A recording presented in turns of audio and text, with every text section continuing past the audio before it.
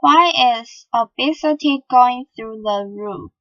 One of the most frequently cited idioms in the English language is "you're what you eat." On reflection, the concept that what we consume is fundamental to our health and well-being is a pretty banal one. Nevertheless, promotion of this concept is surely at an all-time high as evidenced by the prevalence and size of dietary industry. The United States weight loss industry alone was worth $59.7 billion in 2010, and this was considered to be indicative that the industry was slowing down. The highly visible healthy eating campaigns had us eating 5-a-day fruit and vegetables, the televised campaign of Jim Oliver to get healthier food into school, the massive success and enthusiastic critical reception afforded to surprise me, and Fast Food Nation, a film and book respectively, that critique the fast food industry. Why are we so fat then? According to the National Centers for Health Statistics, 2/3 of Americans are either overweight or obese, with the British Heart Foundation showing that nearly half of Britons will be obese by 2030 if current trends continue. However, this is merely an Anglo-American phenomenon. The German government launched an action plan in an attempt to reduce sparing obesity rates by 2020. Countries people would consider to be absent of good food France and Italy had both suffered from an increase in obesity levels in recent years, with the Figaro reporting on the worrying growth of obesity in France, and Italy has been reckoned to have the highest obesity rate in Europe. It has been generally thought of as being both active and in possession of an exemplary diet in Britain. Childhood obesity has doubled in recent years. Even in Australia, which possibly has the most outdoor-oriented, active culture in the developed world, obesity has doubled in the past 20 years. Many possible explanations have been put forward for this, with some blaming fast food manufacturers. In the aforementioned movie Surprise Me, it was pointed out that there has been a fundamental change over recent decades, and that this correlates with the rise of the lace food industry and its influence on the way food is produced. The company that produces this food predictably dismissed this, instead pointed the finger at an increasingly sedentary culture, but certainly something has changed.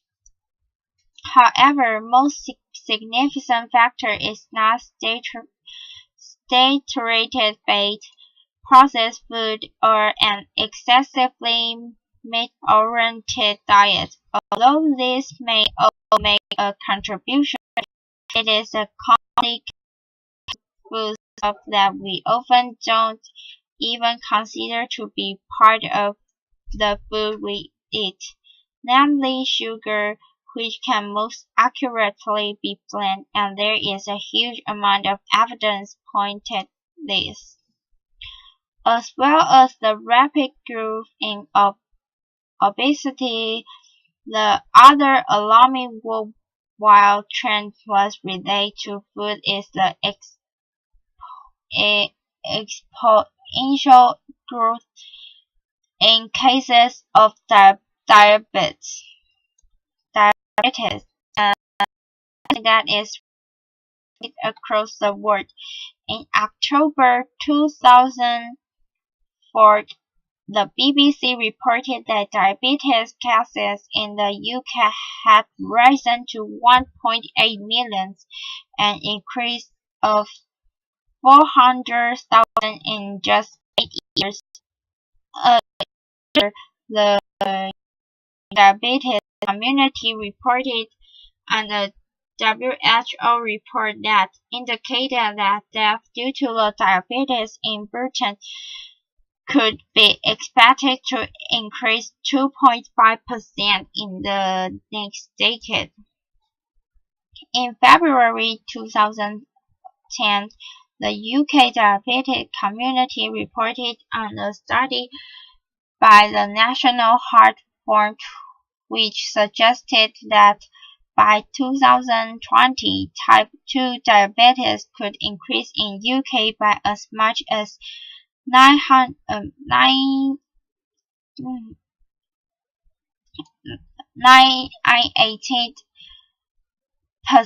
The situation has been mirrored in the United States, where the Centers for Disease Control reported the number of Americans as being diabetic increased by approximately 1.8 million in the year 2001 alone. As of January 2011, the same source reported that 26 million Americans are diabetic and 79 million have what it refers to as pre-diabetes, which refers to individuals with blood sugar higher than normal in be diagnosed as diabetes. Thus, 1,005 million Americans have significantly higher than preferable blood sugar level, just over 1 in 3 of the population.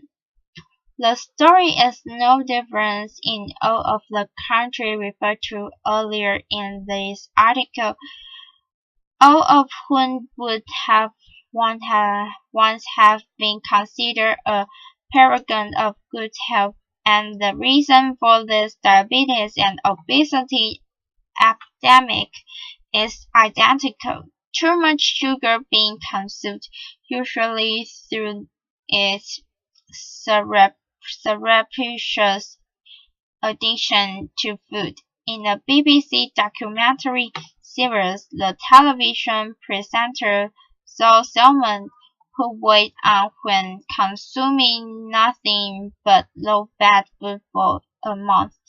It is believed this was at least partly due to the sugar content of food she ate for days, with all of the evidence pointing to the fact that such food is making useful fat and permanently ill is something we will need to consider with regard to our diet.